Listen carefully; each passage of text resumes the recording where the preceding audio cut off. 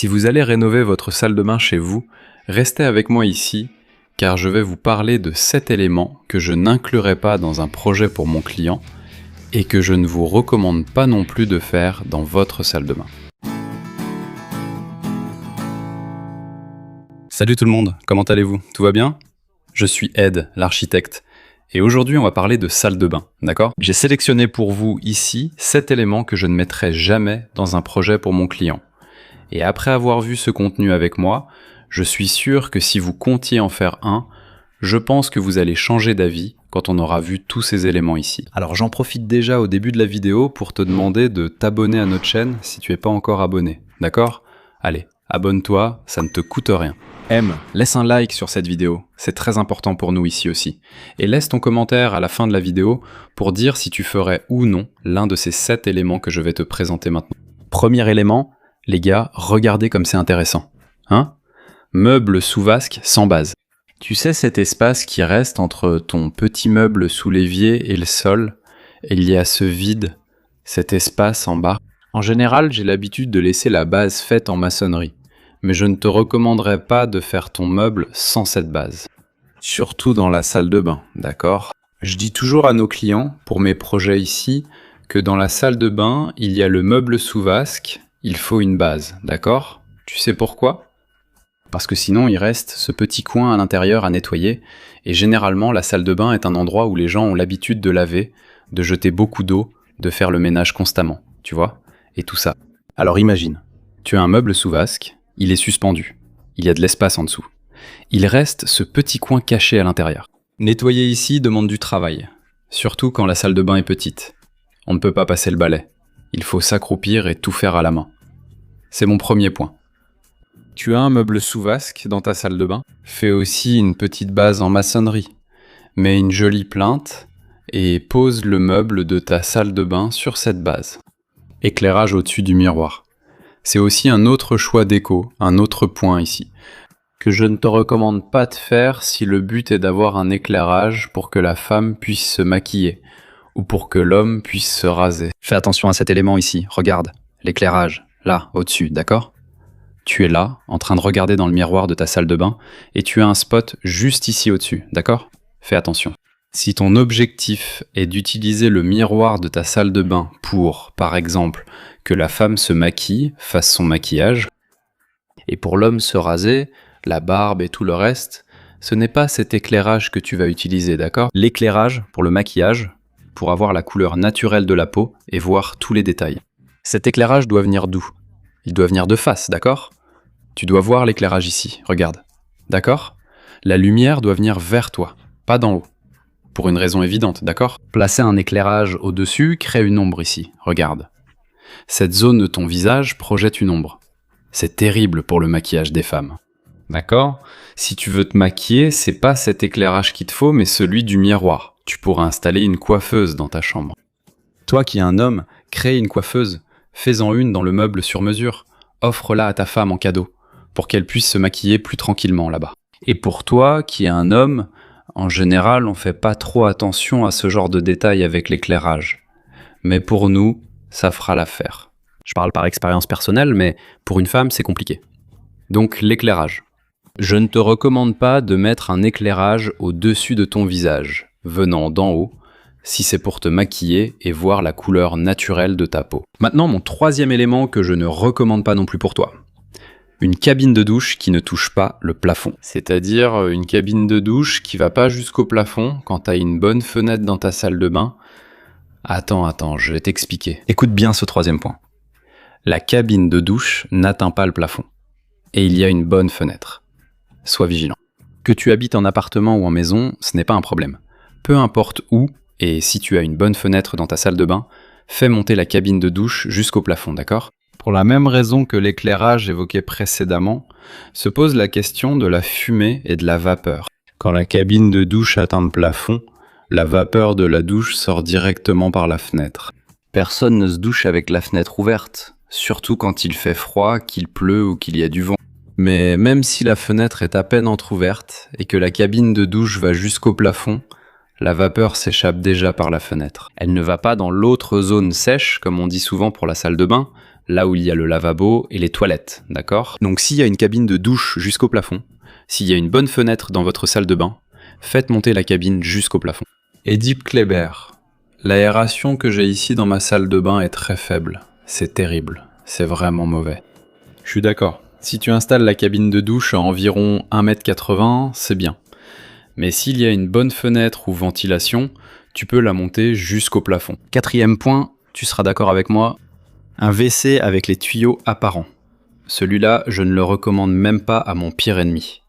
Et Dipo, tu dis ça parce que tu achètes ceux qui sont plus chers et tout ça. Non, c'est pas ça. D'accord, la toilette qui, avec les tuyaux apparents à l'arrière, est moins chère. Là-dessus, je suis d'accord avec toi. Mais il existe aussi des modèles lisses. Pour les toilettes, que ce soit avec réservoir attenant ou le modèle classique où l'on actionne la chasse au mur, peu importe, il existe de bons modèles, de bonnes marques, des modèles lisses qui ne montrent pas cette forme de plomberie, d'accord ? Et ça, pour le quotidien du nettoyage, de l'entretien, c'est vraiment mauvais. L'idéal, c'est d'avoir une cuvette lisse. Question d'hygiène, de propreté, d'esthétique. D'accord ? Surtout l'esthétique. Si le nettoyage n'est pas un problème pour toi, très bien, il n'y a pas de souci. Mais la question de l'esthétique, oui, ça va être un problème. C'est bien plus joli d'avoir une cuvette de toilette lisse qu'une cuvette avec la plomberie apparente. Là-dessus, tu seras d'accord avec moi. Cinquième point que je veux aborder avec vous ici. Regardez, utilisez de la céramique sur les murs au lieu d'utiliser du grès cérame. D'accord ? Vous pouvez ne pas être d'accord avec moi sur ce point, dire qu'il y a de bonnes céramiques, etc. Mais je défendrai toujours mon point de vue. Le grès cérame au lieu de la céramique, juste pour que vous compreniez.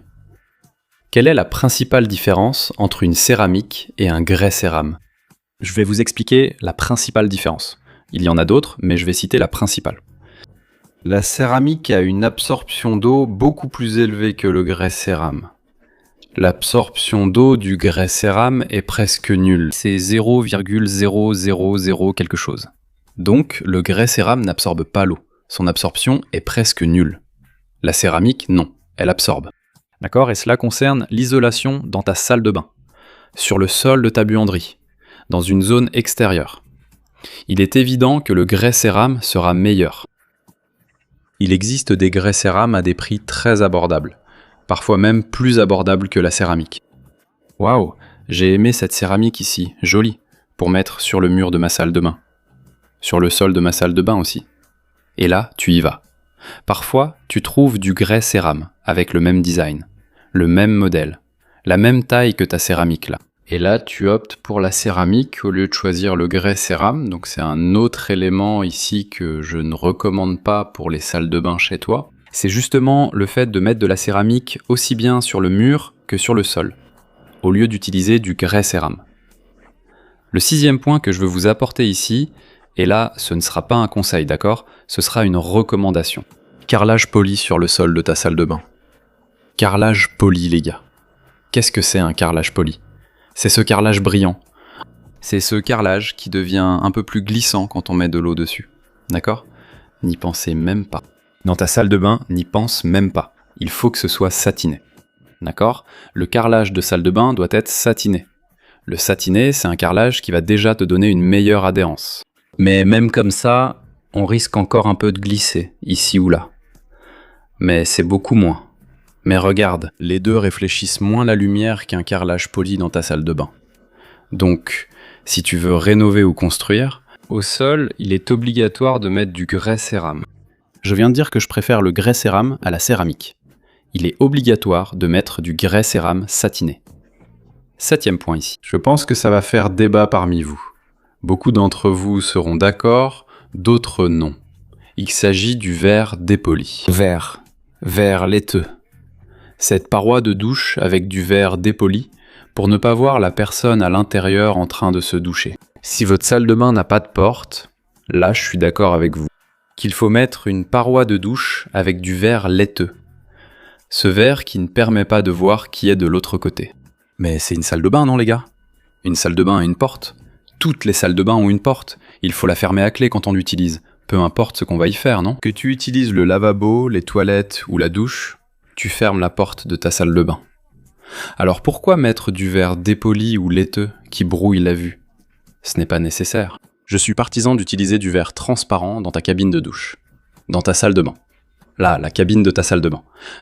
D'accord? Alors pense à ça aussi. Tu vas installer la cabine de ta salle de bain. Choisis-la transparente.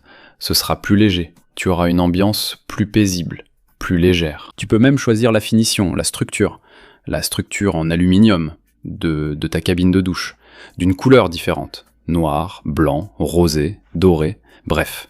Qui ira avec ton projet? Le verre doit être transparent. Je veux te poser une question. Tu es d'accord avec moi sur ces 7 points que je t'ai présentés ici pour les salles de bain? Après avoir regardé ces conseils avec moi, ces 7 éléments ici. Est-ce que tu utiliserais encore ces éléments ici, dans ta salle de bain? Je veux connaître ton avis. Je te pose une question. Réponds-moi, juste en dessous. Est-ce que tu utiliserais ces 7 éléments ici? Je veux connaître ton avis. Ton commentaire juste en dessous est très important pour moi, d'accord? Et si tu es arrivé jusqu'ici dans cette vidéo et que tu n'es pas encore abonné, abonne-toi. Ça ne te coûte absolument rien. Laisse ton like. Mets un j'aime sur cette vidéo. Commente. Ton commentaire est très important pour nous ici, d'accord? Je t'embrasse, on se retrouve dans la prochaine vidéo.